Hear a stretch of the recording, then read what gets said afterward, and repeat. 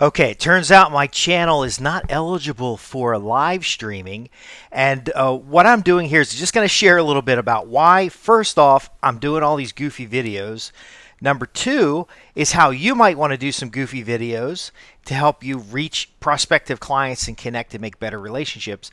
And ultimately, number three, some resources that will help you overall build credibility. First off, I'm Justin Hitt from Inside Strategic Relations, and I'm the author of the book Establish Instant Credibility. Now, a lot of people, when they hear that, they're like, oh, you don't look very credible. The truth of it is that I am very credible in my subject matter expertise, which is risk management, business development, and then I also have a permaculture design certification and I'm a Virginia Master Naturalist. Now, the audience that is interested in the content that I talk about, environmental activities, land conservation, land management, they are understanding me as an individual who can help them get more use out of their land.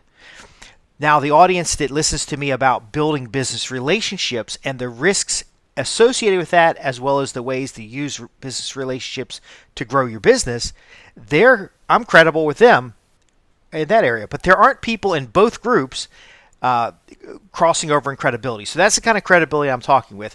The ability to have authority in your subject matter expertise or your career and have that in different areas. So are you a leader in your church? Are you a leader in a fraternal organization? Are you a leader in your career? Are you a leader in your business? These are different audiences, and there are specific needs you have for each of those audiences.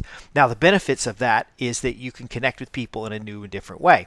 So, one of the things that I got feedback from over the years is that I have basically resting bitch face, and that ultimately that I don't seem friendly and easy to approach. Now, one-to-one relationships, I tend to be a personable guy, but I do have a matter-of-fact approach about how I speak and how I interact with people because I've worked with government contractors, military, both U.S. and foreign military.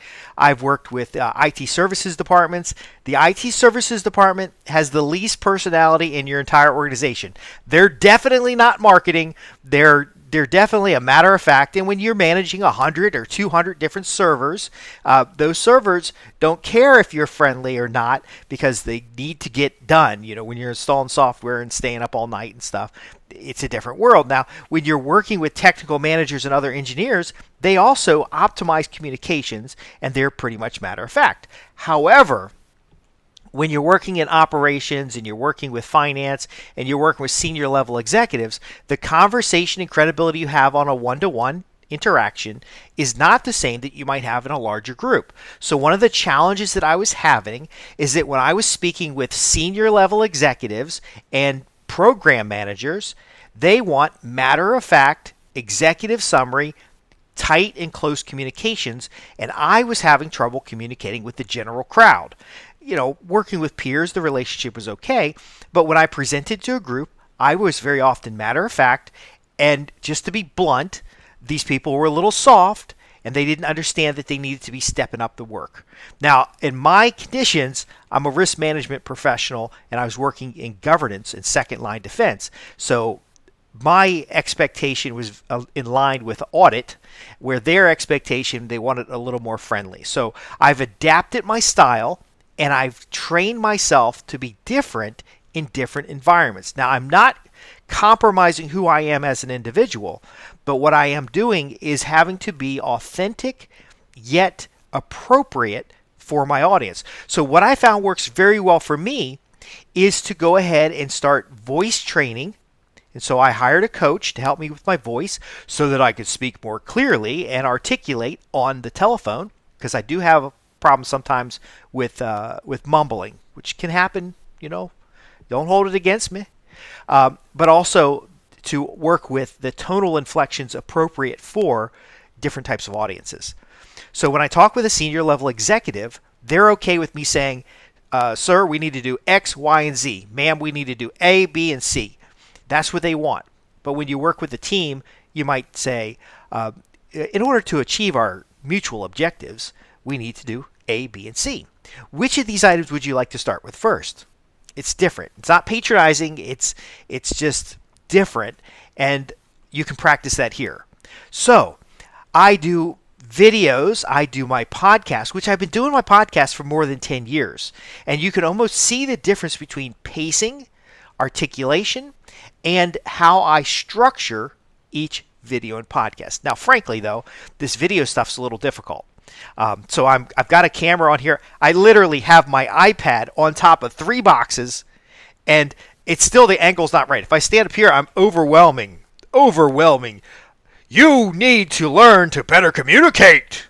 But I'm kind of like trying to make it work. My point being is that you can't wait till it's perfect. If you've got a video conference call and you need to speak with a team, and perhaps it's your team that you need to motivate, it's different than standing over them and saying, you guys need to start getting more work done and being more on time and deliver. It might be, hey folks, I've noticed there's some challenges with us getting the deliverables done on time, and I want to explore in this meeting what we can do to better produce.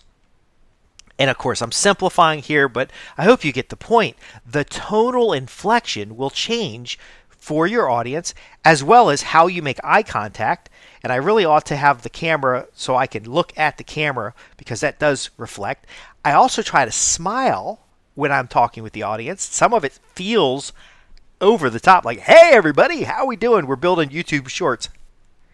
And then there are times that I'm a little goofy, which with my audience, I want to show you the dynamic range of expression in order for you to feel comfortable, doing what you need to do. Because sometimes on the video, you have to be kind of over enthusiastic in order for it to come across. So when I'm normally working with people and you got your headset on and you're on your conference call, and I've worked remote for more than 2 decades. I was a remote worker before it was popular, because I work with people in different areas and different time zones and a pretty broad spectrum of clients. But when you're having you throw your headset on and you're like, hey, this is Justin, how can I help you? And you're just talking like this, and you're very monotone, and yes, I can take care of that for you. Okay, thank you for the information. That is not interesting. And now, while it's normal in a corporate environment, if you want to build business relationships, you've got to be able to adapt, adjust, and be a part of a conversation where there's dynamic voice, dynamic inflection, clear articulation, organized thought, and an extension of who you are, okay, because you want to be the unique individual that you are, yet ultimately establish credibility in your marketplace. Now, I tend to build credibility with written communications. So for the last, like 20 or 30 years, I've been writing articles, reports, newsletters, special, presentations. But when that is when it's a verbal communications, because technology is getting easier, it's so much easier to do a web conference call. In fact, I did a presentation, 179 people on the call. Okay. And of course, you're not going to please everybody, but with 179 different people, you have to make it interesting. Because when we see video, we think television, and television is primarily entertainment. So if you're a dry and boring bastard like I am sometimes, you can bore the hell out of people rather than making it entertaining. But ultimately, on the podcast, I'm going to have some fun. So let me give you some tips to get you started so you can make more dynamic presentations, so that you can present yourself both as an expert but as an authentic individual, and I'll tell you why that's important. And then ultimately, what can you do to start using video and audio recordings in order to start presenting your ideas and concepts? Let's start there at first. We don't meet in person as much as we ought to. So back in the day, I would fly to a city, and I would stand up in front of an audience, and I would present, and I would have that audience connective persona. What does that mean? That means when I'd speak to an audience, I'd be looking around the audience, and I'd be looking for different types of people, and I'd be looking for their responses to my presentation. So I spoke one time at a business economic development event with 600 people in the audience. Now, it might be every time I tell the story there's more people, but there were more than 300 people. And when they started getting angry because the previous speaker was kind of a dumbass, it felt like it's 600, 900, maybe 1,000, I don't know, but it was a lot of people in the audience. And what I had to do is understand that my planned presentation wasn't going to work, because the audience was a little conflicting. They were a little angry because the previous speaker basically told them that they were lazy and that they didn't do the things they needed to do. And their response was that they didn't have the resources to do the type of things that were being asked of them. Now, the things that were being asked of them were not wrong. They needed to, as a community economic development, they needed to support small businesses rather than going to large national chains. They needed to find ways to serve their community rather than some fantasy outside audience that's like a massive audience. A lot of small businesses think their product serves everybody, but they really need to serve a niche. And then the last point is that he was, this was before woke culture, but he was very insensitive to the audience. So I got up there, and the audience was pissed. They assumed I was like the previous speaker, and I had to look out in the audience, and I saw the skulls and the anger faces, and people were frustrated. They were there for specific information. They wanted to solve problems in their community, and they felt that there was a lack of resources. Now, I knew there were not lacks of resources, and my topic was how to build business relationships and connect within your community to make a strong and growing environment. And so what I ended up doing is I pulled up previous speakers who were not only engaging with the audience, but they were relevant to the audience, and I worked them into my presentation using them as examples. So number one, there was a young kid there that was actually the president of a truck driving company, a transportation company. I think he's like 11 years old or something like that. And I brought him up and I said, look, you're an 11-year-old kid. And a lot of people have been saying today that there aren't the resources available in your community in order to do what's necessary to run a business. Was this a problem that you faced when you first started? And then he explained, yes, I was 8 years old and nobody believed that I just liked trucks and nobody would believe I was going to run a trucking company and I still didn't know how to run a business. And I said, well, how did you overcome these things? And he basically explained to the audience the same points that I was going to make, but he explained them in a more hearable way. So now the audience was still angry, and they started asking questions. They started throwing questions out there. I said, great, let's make this interactive. Let's start first with the question you have about computers. So there was a concern in the audience that they didn't have the computer resources that they need. And so I suggested one of my strategies, which is to syndicate the resources or to co-opt the resources. So number one, syndication would be to get a computer system, set up a computer lab, and then share it among multiple people. How do we do that? We cooperate by bringing resources to a single location and ultimately buying those computers. That created an opportunity in the community, and now you have a business out of this. So I show them how to dynamically solve the problem while creating a viable business. What would be the model in which you would pay for this type of business? Well, somebody can come in and use the computers on a piece rate, and they would pay a small rental fee, kind of like an internet cafe. And do you see where I'm coming from here? So if I just come out and said that stuff, it sounds like I'm preaching and I'm demanding of the audience to do something, where instead I had the previous speakers who were giving examples of success to share their difficulty and then ultimately bridge my suggestions on top of that. By the end of the night, first off, the speaker before me, he ditched. He disappeared. We don't know where he went.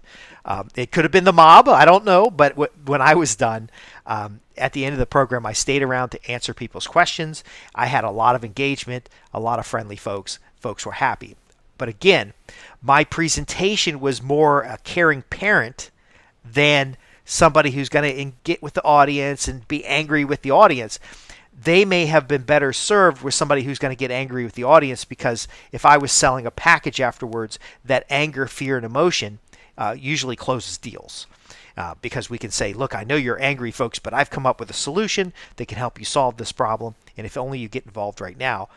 However, there's not enough room for everybody, so let's get going. Yeah, that kind of thing. So why is it important to be authentic? Well, in that example, I adapted to the needs of the audience, but I didn't compromise who I was as an individual. I still gave them the same 5 or 6 tenets that I was going to give them before. I still taught the same lessons. I still engaged personally because I do care about the audience's success, but I had to diffuse a situation. So the authentic nature helps me present, this is the way I am real life. So I don't dress up for my podcast. If I'm speaking to a large audience, I will wear a suit and tie. I don't have the facial features. I have a beard where in past videos I might have been clean shaven.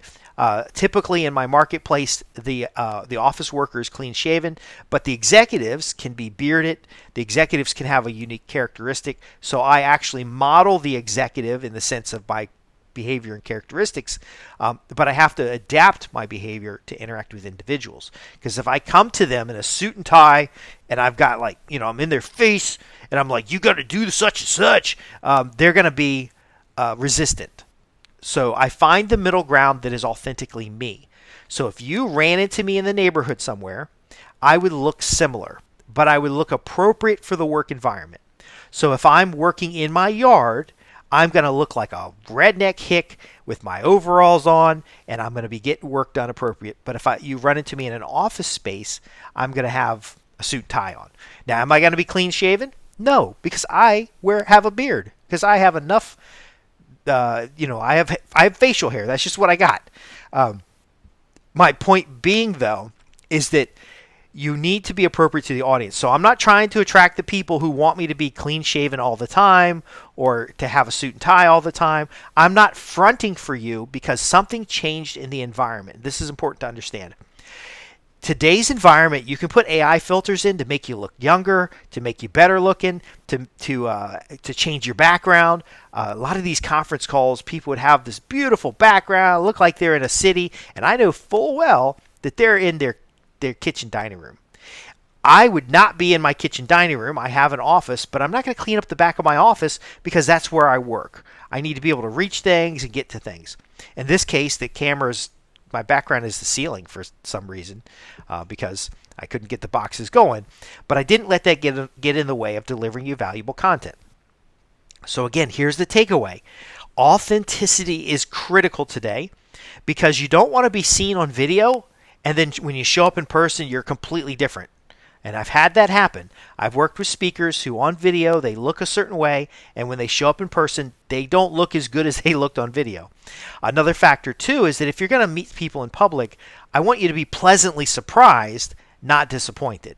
Now, again, I don't have a big following of people who are here because of my sexy and masculine good looks. You're here for information. So I'm not trying to impress you I'm trying to entertain a little bit, but I'm not trying to impress you in a way that I'm going to appeal to senses to make a personal relationship. That's not what I'm looking for. I'm looking for a professional and business relationship. So I'm going to show up with clean clothes on. I'm going to show up how I am when I'm at the home office, but when we meet in person, I'm going to dress appropriate for the situation. Now, will I always wear a suit and tie? Not necessarily. I'll do some homework in advance, and but I will always have a collared shirt when I'm out. So for some of my industrial clients, a polo shirt and khaki pants is appropriate for their environment. Again, am I compromising who I am by adjusting for appropriate clothing? No. It's like streetwear versus workwear versus church clothes. You show up for the form and function, and ultimately, though, it's within the scope or the spectrum of who you are as an individual. Now, finally, that again is important. Yes, so that you don't surprise them when you show up. 2, so that you don't have to put a lot of extraordinary preparation in it.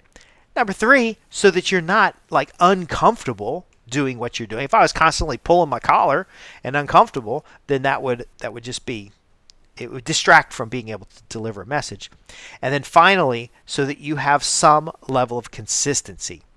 Again, I have 2 specific audiences. The audiences are actually the same people. They're high affluent individuals, they're suburbanites, they're individuals who are career mobile, but they enjoy outdoor activities. So that would be the outdoor audience, where I might talk about land management, setting up a family campsite, quite a few topics that you won't see here, but you would see on my Prosperity Homestead newsletter.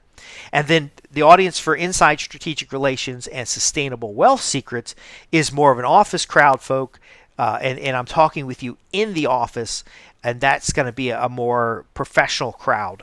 You're going to be expecting an indoor setting, an office setting. overall. Now, there is a point where I don't really care what you expect because I ultimately want to deliver value and help you understand that you don't have to conform to society, and you can independently think about your situation and adapt accordingly. And that's actually advantageous to you to be a little contrarian. But again, I don't. So I'm consciously developing these persona and presentation, but I don't compromise who I am as an individual. And the reason I'm sharing you this is because there's actually a psychological disadvantage to somebody who presents a face in one environment who's actually somebody else in another environment. So I don't know if you've heard of imposter syndrome. If you're trying too hard to present yourself as an expert, your brain will say, like your brain knows you're trying too hard, and it'll say, well, maybe you're not the expert you think you are because you've got to try so hard. So my lesson to you is you want to focus energy and effort on being credible and having knowledge, but you want to do it in multiple mediums. You want to do it in audio, you want to do it in print, you want to do it in video, so that when you interact with an audience, they hear what is appropriate for them. So on the video, they might say, well, you're just too silly sometimes, but when I read your book, I found it useful. So it's actually the same content in a book, the same content in an audio, the same content in a video, and it just reaches different audiences. Combined, you'll have a large enough audience to do something with that. So the last part, in my podcasting and presentations, in my one-to-one communications, in my one-to-many communications, it's the same just in hit. Okay, I'm not changing who I am in order to present. And again, in cancel culture, in our the ideology of our identity culture, people present as they believe the audience should accept them, and then they are hurt when the audience doesn't accept them. I don't really care if you accept me because I know as an individual that I'm going to put my best effort in no matter what. If I was in a plane crash and you pulled me out of the wreckage and asked me to do a presentation with 3 to 5 points on how to build business relationships, I'm not going to wait until my clothing and my atmosphere and everything is perfect. I'm going to pop up. I'm going to give you the answers that you need. I'm going to work with you as an individual. We're going to solve the problem. Now, this is an adaptive behavior that I gained over the years doing enterprise IT services, enterprise risk management. When there is a failure in the environment and it's costing you $1 million an hour or $80, $90, $100,000 an hour, you get the work done. And that last point there is that the production focus and the outcome, the ability to produce outcomes is more valuable than how you show up. I've worked with engineers that looked like they were homeless. Okay, these engineers had zero credibility as far as executive function, but they were VPs in the company. They were making far into the 6 figures, and they could solve problems. Your ability to get results trumps who you are emotionally, who you are, in any of these diversity and equity categories.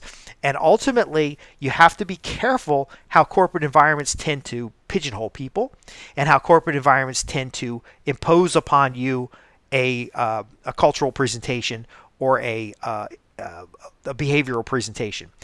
And the reason why is because when you're working for corporations, you are disposable. They can get somebody else. As long as you're within the ethics and culture of the environment and you're genuinely useful in the environment, then you can sleep well and be comfortable with yourself.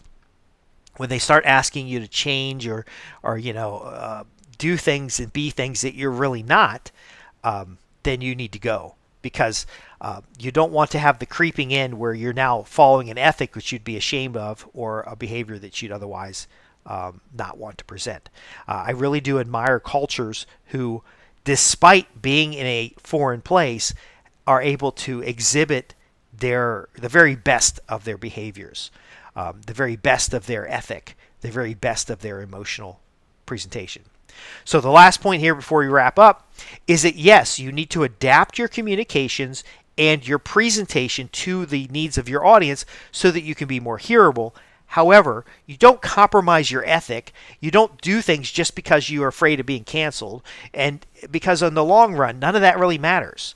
If I show up in a t-shirt and my suspenders and I'm doing things that are a little goofy and stuff, I'm not going to please everybody, even if I was completely suited tie and I look, I had the perfect everything that they desire. See, if you survey your audience and you give you a list of what they're expecting and you match everything they're expecting, the next audience might not like those things. So why not just follow the path of least resistance, show up as yourself, be the unique individual that you are, deliver value, and understand that you don't want to be too rough and gruff. You don't want to be too soft and pushover. You want to be you and find the audience that's relevant to you. So I hope this has been helpful. I'm going to try to work with the live video because I really would love to have some chat going down the side here and interact with you individually. And we'll find a platform that can do that. But ultimately, I'm not putting a lot of effort into it because I have real work.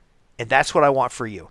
I want you to drive business relationships so that you can create and keep profitable customers, so that you can have new and exciting career opportunities, and that you can look back on your life and say, look, you didn't compromise, you maintained a solid ethic, you delivered value and services, and even though the economy changed, even though your situation might have changed, you gave your very best. There's no imposter out there that would give their very best. There's nobody out there that should feel ashamed of the value they deliver in a marketplace if they gave their very best. And if you're not giving your best or you're not sure what your strengths are, we can work on that in a consultation. I'm Justin Hitt with Inside Strategic Relations, and we've been talking about the acceptable behavioral adaptations that are necessary to connect with an audience, but that risk of compromise where you become something you're not, and then later it comes to haunt you. And so ultimately, it is about building business relationships, authentic business relationships with individuals who are mutually engaging, mutually exciting. And then in all this, if you accept yourself, you'll accept other people how they are, and we'll have a more dynamic and exciting environment where everybody gets along.